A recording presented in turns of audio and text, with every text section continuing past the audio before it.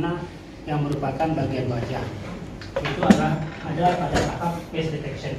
Jadi face detection ini outputnya adalah potongan gambar wajah. Jadi misalnya ini potongan gambar wajahnya itu yang mana? Ini wajahnya ada berapa, kemudian mana lokasinya. Itu adalah hasil dari face detection. Kemudian setelah face detection, kita ingin juga dalam beberapa kasus ingin menganalisa apa isi daripada wajah itu sendiri. Maka kita gunakan atau kita lalui tahap selanjutnya yang namanya face alignment. Face alignment atau penyelarasan wajah. Output dari face alignment ini adalah namanya facial landmark. Facial landmark itu mirip seperti ini. Nah, ini facial landmark. Ini adalah facial landmark. Ini output daripada face alignment. Kemudian yang ketiga adalah visualization. Outputnya adalah picture vector. Dan yang terakhir tentunya adalah picture matching atau picture recognition. Kita ingin melakukan face identification. Tentunya outputnya adalah identifikasi daripada atau individu mana yang memiliki wajah itu, atau kalau verifikasi kita ingin benar atau tidak wajah itu adalah ada dalam database atau tidak. Itu verifikasi. Jadi kita bahas satu persatu apa yang merupakan tahap demi tahap dari face recognition itu. Yang pertama adalah face detection. Jadi face detection merupakan fase awal dan juga merupakan fase penting untuk segala hal yang berhubungan dengan analisa gambar wajah. Termasuk di dalamnya face recognition, face tracking, facial attribute analysis, facial attribute recognition, semuanya ini mesti melalui yang namanya face detection. Kita mesti mendeteksi wajah dulu, mana wajahnya. Jadi ini salah satu contoh daripada face detection, ya. Jadi ada banyak objek dalam gambar ini, ya, orang, ya. Kemudian metode face detection ingin mendeteksi mana yang merupakan wajah di sini. Dia akan melakukan isolasi. Ini bagian wajah, kemudian di sini ada probabilitasnya. Ya.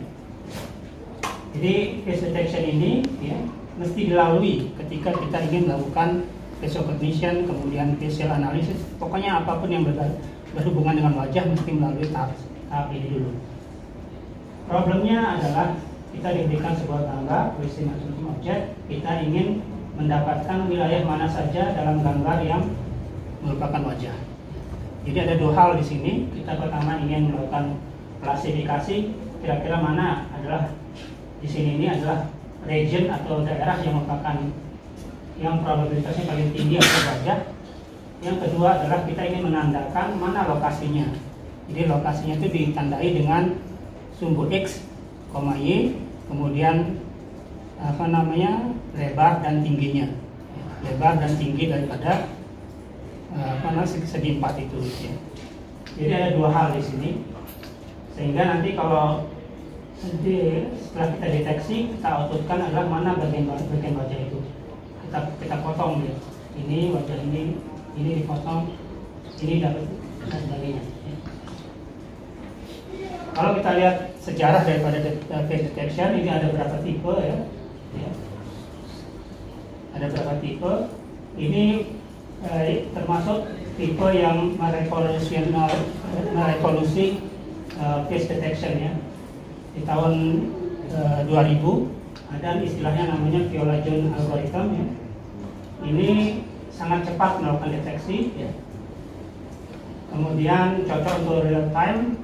Pada saat itu kan masih Pentium, ya, Pentium berapa, tapi sudah bisa 15 frame per second, jadi sangat cepat. Kemudian dia memperkenalkan namanya integral image untuk komputasi dan sebagainya. Kemudian ada metode juga menggunakan shift transform. Jadi shift itu adalah sebuah detektor, ya, sebuah metode detektor. Ya, di sana ada detektor dan deskriptor untuk mendeteksi fitur-fitur wajah atau fitur-fitur objek. Kemudian ada namanya histogram authentication, dan terakhir adalah menggunakan deep learning. Nah, deep learning adalah metode yang state of the art. Jadi mayoritas algoritma face detection saat ini adalah menggunakan deep learning. Deep learning itu misalnya basisnya ada LCNN, kemudian yang real time, yang cepat dan sekarang ini banyak digunakan, YOLO, itu adalah face detection yang umum, tetapi bisa digunakan untuk wajah. Kemudian ada juga retina face, ya. Dan yang terakhir yang populer juga adalah MT-CNN, ya, multitask CNN. Ini banyak digunakan yang tiga ini pada saat ini, ya, karena memang outputnya adalah state of the art. Kalau yang dua ini berbasis fitur, yang terakhir ini berbasis pada deep learning. Nah, kalau kita lihat paper sejak tahun 2015 sampai 2023, ya, memang mayoritas menggunakan deep learning berbasis CNN, ya, convolutional neural network. Ya. CNN itu kan di sana ada banyak lapisan konvolusional, ya, untuk melakukan ekstraksi fitur secara otomatis. Kalau kita bagi face detection ini yang berbasis CNN ini ada dua tipe, ya. Yang pertama namanya multi-stage detector, kemudian yang kedua adalah single stage detector. Multi-stage detector ini modelnya seperti ini. Jadi yang pertama ada namanya region proposal, ya, kita model itu pertama kali mengajukan mana kira-kira di dalam gambar itu yang merupakan gambar wajah, ya. Jadi ada proposal region di sana. Setelah dipropos bagian daripada gambar itu merupakan gambar wajah, dicek kemudian oleh CNN yang lain. Ini CNN juga, ini CNN yang kedua adalah untuk melakukan klasifikasi dan regresi. Jadi klasifikasi itu adalah tas yang pertama, ya. Kemudian regresi itu adalah yang untuk menentukan lokasi daripada wajah. Ini adalah multi-stage CNN yang digunakan pada metode misalnya region based CNN, kemudian fast LCNN, yang terakhir adalah mass LCNN. Ini semuanya menggunakan multi-stage face detector. Ya. Kemudian untuk yang lebih cepat, ya, kerugiannya dari sini karena dia multi-stage, maka tentunya prosesnya menjadi lebih lamban, ya. Karena ada dua tahap. Pertama, dipropos dulu daerah untuk menentukan lokasi daripada wajah, kemudian dilakukan klasifikasi dan regresi. Jadi di sini sudah ada proses untuk menseleksi, kemudian di sini melakukan klasifikasi, sehingga pada prosesnya dilakukan cukup lama untuk melakukan deteksi menggunakan multi-stage detector. Nah, kemudian ada teknik yang namanya single stage detector. Jadi single stage detector ini tidak perlu lagi melakukan region proposal, ya. Tapi dia langsung membagi gambar itu dalam bentuk grid, kemudian dia akan mengecek grid-grid itu kira-kira mana yang merupakan bagian wajah atau tidak, ya. Sehingga nanti semuanya dilakukan oleh dalam satu CNN untuk melakukan klasifikasi maupun regresi. Contoh daripada single stage detector ini adalah YOLO, ya. YOLO, you can look only once, ya. Ini keluar tahun 2016, sekarang sudah versi 5. Versi 3-nya sudah sudah akurasinya sudah cukup tinggi, tapi memang lebih lamban, ya. Jadi ada semacam trade off. Kalau kita mau cepat, ya, akurasinya turun, tapi kalau kita mau sedikit lamban, tapi lebih akurat, ya.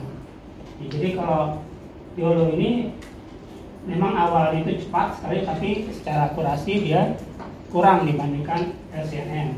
Tetapi versi yang terakhir sudah bisa lebih cepat, tapi juga lebih akurat.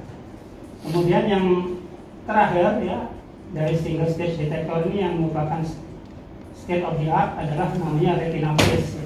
Retina face ini prinsipnya sama, single stage, tapi dia melakukan 3 hal bersamaan. Selain face detection, dia juga merupakan face alignment, ya, untuk mendapatkan facial landmark, dan juga melakukan 3D face reconstruction. Jadi 3 hal untuk satu CNN itu dia bisa lakukan. Ini merupakan state of the art pada saat ini. Nah, ini adalah face detection. Outputnya adalah gambar-gambar seperti ini. Jadi gambar wajah sudah diisolasi, kemudian ready untuk stage selanjutnya. Nah, stage selanjutnya adalah face alignment.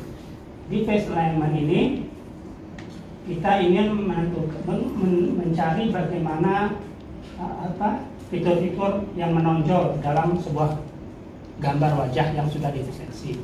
Jadi fitur yang menonjol itu misalnya mata, kemudian hidung, kemudian mulut, itu bagaimana kita bisa tandai dia. Nah, kenapa kita perlu melakukan seperti ini? Kita nanti akan ingin melakukan banyak hal ya. Misalnya kita ingin mendeteksi emosi, kemudian mengestimasi pose, ya. Kemudian melakukan mencek bagian anomali dari wajah ya untuk medical. Kemudian kalau untuk face recognition kita perlukan face alignment ini untuk mengatur wajah itu sehingga bisa kita putar dia wajahnya ya. Ini beberapa ketidakidealan dari wajah yang kita dapatkan dalam sebuah gambar ya. Jadi gambar wajah itu tidak selalu kita dapatkan tegak lurus ya. Banyak tipenya, misalnya wajahnya miring seperti ini ya, karena posenya berbeda gitu kan. Ini kamera kemudian yang miring sedikit, berarti kan posenya sudah tidak ideal. Kemudian ada bagian wajah yang tertutup misalnya seperti ini. Ini namanya oklusi ya. Oklusi itu bisa dibentuk oleh ketertutupan karena objeknya berbeda gitu. Objeknya misalnya masker itu kan sudah menutup sebagian wajah. Bisa juga oklusi itu disebabkan oleh pose. Misalnya kameranya di sini kita hadapnya segini, jadi pose bagian wajah yang di sini tidak kelihatan. Ini namanya self occlusion. Kemudian selain oklusi ada juga namanya ekspresi ya. Ekspresi yang umum atau yang kanonikal dari wajah yang ingin kita dapatkan itu adalah wajah yang tidak ada ekspresi. Jadi tidak ketawa tapi cukup tanpa ekspresi. Itu yang umum yang ingin yang namanya canonical expression, canonical face ya. Canonical face itu wajahnya tegak lurus dengan kamera kemudian tanpa ekspresi. Tapi tantangannya adalah mayoritas wajah yang kita dapatkan itu kan pasti ada ekspresinya. Kemudian yang lain adalah tantangannya adalah pencahayaan atau iluminasi. Jadi kan kalau environment tempat kamera diletakkan itu kan macam-macam ya. Bukan hanya kayak seperti ini terang pencahayaannya, tapi juga kadang-kadang pencahayaannya itu tidak jelas. Itu merupakan bagian dari tantangan yang di mana wajah yang kita dapatkan itu tidak ideal. Nah, apa yang dilakukan oleh facial landmark? Pada intinya facial landmark itu kita menandakan bagian wajah itu seperti ini. Ya. Ini kalau kita menandakan ada 68 bagian ya. 68 bagian dari bagian pertama ini 1, kemudian dan selanjutnya sampai 68. Nah, ini nanti akan ditandai pada bagian wajah ini. Ya, jadi contohnya ini metode namanya ensemble regression tree. Mulai dari sini kemudian nanti dilakukan regresi sampai dicocokkan sehingga kita dapatkan seperti ini. Ya, jadi step by step terus kita lakukan regresi sehingga bagian wajah yang umum seperti ini ya, landmark yang umum seperti ini nanti akan dicocokkan dengan bagian wajah yang sebenarnya. Apa tujuan kita melakukan face alignment pada face recognition adalah kita ingin mendapatkan canonical face yang tadi yang saya sebutkan tadi. Kan saya sebutkan tadi bahwa wajah yang ideal adalah wajah yang paling mudah kita deteksi adalah wajah yang menghadap ke depan kamera kemudian tanpa ekspresi. Ya. Makanya ini misalnya ini gambar yang kita dapatkan originalnya. Kemudian kita deteksi facial landmark-nya. Kemudian dengan facial landmark ini kita bisa lakukan transformasi. baik itu dua dimensi maupun 3 dimensi, sehingga nanti hasilnya itu adalah seperti ini ya. Ini ada namanya istilahnya region filling ya, kita isi yang hilang di sini, region filling. Jadi dari sini kemudian nanti akan menghasilkan wajah yang tegak lurus pada kamera. Nah ini tentunya lebih mudah dideteksi atau direkognisi oleh sistem ya, lebih mudah direkognisi atau dikenali oleh model dibandingkan yang ini, karena yang ini tegak lurus dengan model, dengan kamera, sehingga lebih mudah direkognisi. Jadi teknik seperti ini diusulkan oleh Zhu ya, Zhu et al. Tahun 2017 kalau tidak salah. Jadi intinya seperti ini, ada face, kemudian dicari face alignment-nya, kemudian dilakukan 3D fitting ya, 3D fitting menggunakan 3D multiple object namanya. Kemudian nanti bagian gambar yang hilang itu nanti akan dilakukan namanya region filling, diisi, sehingga dari sini menghasilkan gambar yang tegak lurus pada kamera tanpa ekspresi. Dan dari eksperimen yang didapatkan oleh Zhu et al. Bahwa terjadi peningkatan performa akurasi setelah dilakukan normalisasi wajah seperti ini.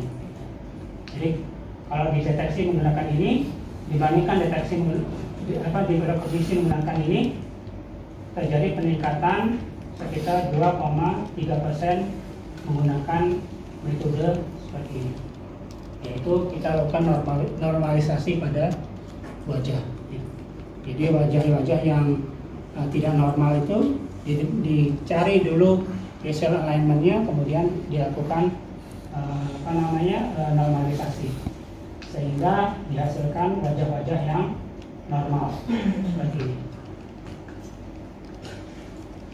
Nah, tadi sudah kita bahas tahap pertama, yaitu face detection, face alignment, dan tahap ketiga adalah feature extraction. Feature extraction ini tentunya tahap yang juga sangat penting ya, ketika kita ingin melakukan deteksi objek maupun pengenalan objek maupun pengenalan, khususnya pengenalan wajah. Dan dari sejarahnya memang ada beberapa metode ya, metode yang dilakukan untuk melakukan face extraction. Yang pertama dan yang paling lama ya, metode paling lama adalah menggunakan yang namanya metode geometri. Metode geometri ini juga berbasis pada face alignment. Ada namanya facial landmark. Facial landmark itu yang tadi titik-titik itu nanti akan dicocokkan secara geometris. Kemudian di tahun 1990 sampai 2000 itu populer yang namanya ini PCA ya, atau P-surface ya, eigenface ya, eigenface dan P-surface itu populer tahun 1990 dan tahun 2000. Jadi gambar wajah yang sudah kita deteksi dan cropping itu semuanya itu kita anggap sebagai suatu vektor. Vektor itu nanti kemudian kita cari eigenvektornya dan eigenvalue-nya. Nah, eigenvektor itulah yang namanya eigenface. Ini adalah metode heuristik. Kemudian selain metode heuristik juga tahun 2000 populer juga metode berbasis fitur. Metode berbasis fitur itu misalnya menggunakan SIF, kemudian HOG ya. SIF itu kan scale invariant feature transform ya, salah satu cara kita mendeteksi fitur dalam gambar. Kemudian HOG, histogram oriented gradient, juga salah satu fitur detektor ya, yang bisa kita gunakan untuk mendeteksi fitur dalam gambar. Itu bisa kita gunakan untuk mendeteksi gambar yang sudah kita potong tadi ya, sehingga menghasilkan vektor. Kemudian ada juga gabungan antara metode heuristik dengan metode berbasis fitur, itu dinamakan metode hibrida. Dan yang terakhir tentunya adalah metode deep learning. Deep learning, jadi gambar yang sudah kita potong tadi itu kita masukkan ke dalam CNN untuk diekstraksi fiturnya secara otomatis. Ini adalah ringkasan daripada apa yang saya sebutkan tadi. Kalau geometri ini metode yang paling awal ya, tahun 1970-an ya. Kekurangannya tentunya kurang akurat dibandingkan yang lain ya. Dan metodenya semi otomatis, tidak otomatis. Kemudian metode kedua menggunakan pendekatan holistik. Kemudian yang ketiga fitur. Dan yang terakhir menggunakan deep learning. Deep learning ini kebanyakan menggunakan CNN untuk ekstraksi fiturnya. Ada sekarang ini sejak tahun 2020-an itu menggunakan yang namanya vision transformer ya, vision transformer atau fit ya, vision transformer itu untuk melakukan deteksi fitur. Tetapi mayoritas itu menggunakan CNN. Ya, CNN. Nah, setelah kita selesai tadi melakukan fitur extraction, menghasilkan vektor, maka langkah selanjutnya adalah kita melakukan feature recognition atau feature matching. Pada tahap face recognition dilakukan komparasi fitur vektor dari image input dengan database fitur vektor yang ada untuk mendapatkan similarity score ya, yang mengindikasikan kemungkinan kecocokan dengan data yang ada dalam sistem. Fase ini adalah fase klasifikasi yang biasa menggunakan salah satu algoritma klasifikasi machine learning atau menggunakan metrik statistik. Pada face recognition berbasis deep learning dari end to end, jadi kalau kita punya metode face recognition yang end to end, semuanya berbasis deep learning. Face detection-nya deep learning, kemudian face alignment-nya deep learning, ya. Kemudian face extraction-nya deep learning, kemudian face klasifikasinya juga menggunakan deep learning menggunakan dense layer ya, atau layer linear. Maka kita bisa melakukan integrasi secara menyeluruh ya. Dan salah satu metode yang merupakan state of the art namanya FastNet. FastNet ini keluar tahun 2015 ya. Tapi sekarang sudah ada versi yang lebih akurat ya. FastNet ini sama seperti kita di kasus NLP ya. Kalau di NLP itu kan kita punya word embedding ya. Jadi setiap kata-kata itu kita buat vektornya. Sama seperti itu juga di FastNet, tapi bukan kata, tapi gambar. Gambar itu setiap gambar wajah itu kita buat embeddingnya. Embeddingnya ukurannya adalah kalau di versi pertama 128, tapi kalau ukuran di versi yang selanjutnya itu 512 ukuran dimensinya.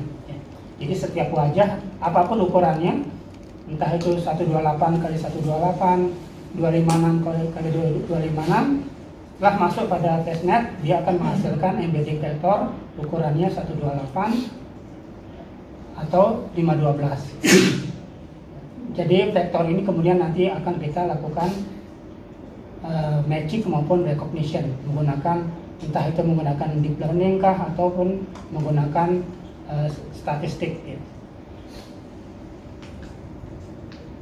Selain itu penelitian face recognition juga fokusnya pada penggunaan loss function yang digunakan.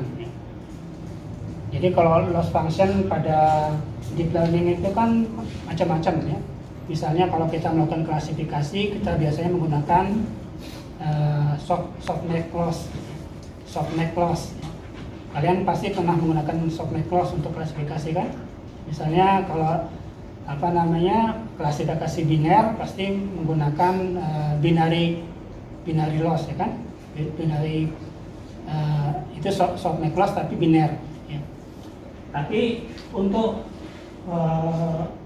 face recognition selain softmax loss ada juga namanya triplet loss ya. Triplet loss ini diperkenalkan oleh FastNet dan ada juga quantitative loss. Fantastic Loss ini dikenalkan oleh Yip-Kun ya, Yip-Kun yang salah satu pionir daripada deep learning. Dia memperkenalkan Fantastic Loss ini untuk menghitung atau untuk problem pengenalan digit, tapi bisa juga kita gunakan untuk face recognition.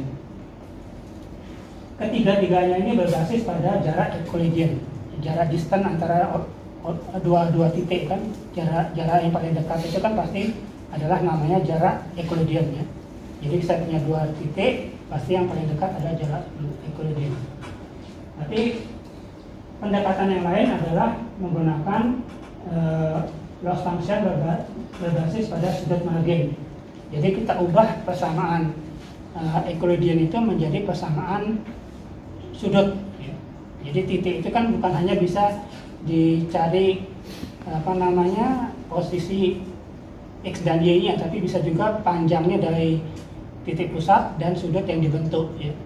Jadi titik itu kan bisa kita gunakan X, Y, bisa juga R panjang daripada dari titik pusat ke titik itu dan sudut yang dibentuk dengan sudut Y.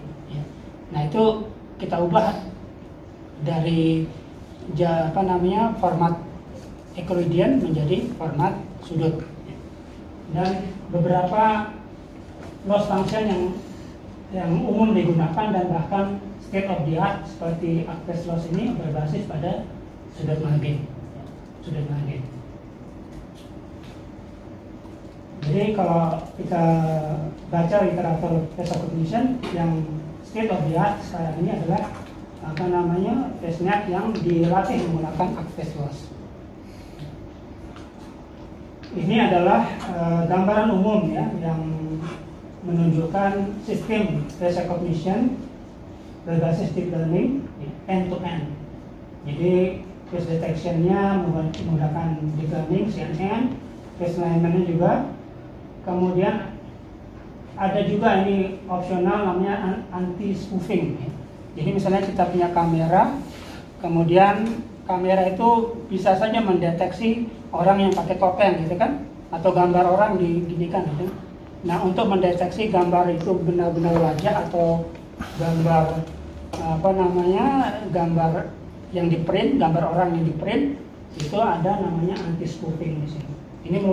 Ini juga penelitian yang sangat aktif sekarang, bagaimana mendeteksi gambar yang ada di depan kamera itu live ya, atau juga bisa juga adalah gambar orang yang memakai topeng, atau gambar yang dideteksi oleh kamera ya.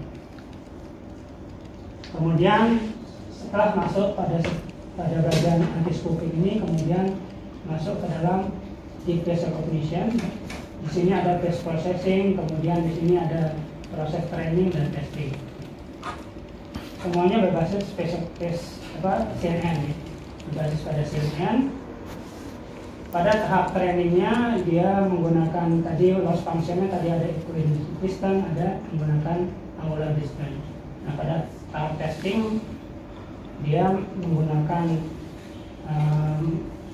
metrik untuk machine learning, misalnya ada nearest neighbor ya. Kemudian ada SPM dan sebagainya untuk mengecek apakah fitur yang didapatkan dalam fitur extraction ini sesuai dengan apa yang ada di database atau tidak. Jadi ini adalah gambaran end to end daripada face recognition berbasis deep learning. Ini ada di paper ya, tahun 2018. Nah mengenai dataset sendiri, banyak sekali dataset publik untuk face recognition. Ya. Dataset yang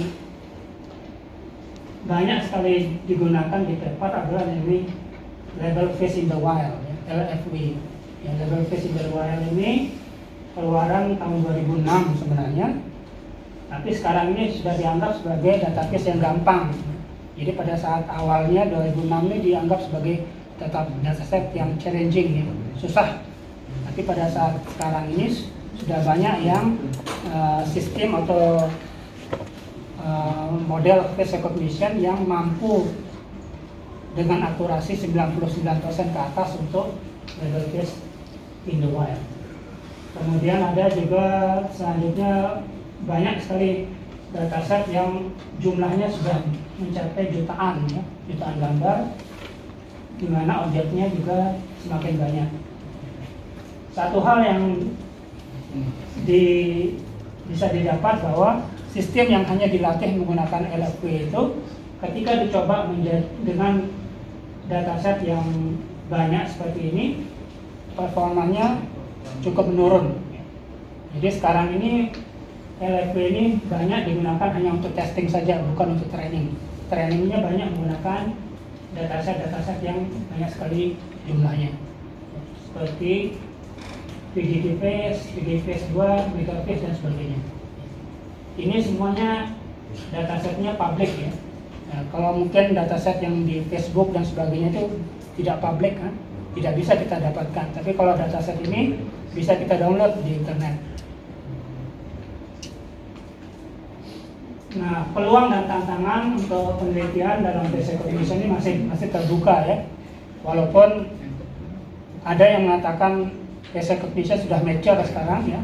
Untuk beberapa kasus memang ya, tetapi secara umum ketika kita bicara tentang face recognition in the wild, ya. In the wild artinya secara umum itu masih ada peluang untuk riset. Peluangnya seperti apa? Misalnya kita ingin mengenali wajah orang yang berubah dari usia bayi sampai dewasa, seperti itu masih terbuka. Kemudian perubahan ekspresi masih terbuka, kemudian adanya perubahan orientasi wajah maupun bagian wajah yang tertutup juga masih terbuka untuk diteliti. Jadi pada saat pandemi misalnya kan ada banyak orang yang menggunakan masker. Nah, itu masih terbuka peluang untuk melakukan penelitian seperti itu. Selain itu, setiap tahap tadi yang saya sebutkan ada 4 tadi itu, ya, semua tahap itu merupakan area penelitian yang masih aktif. Selain itu, yang banyak diteliti sekarang adalah OpenSet face recognition. Ya.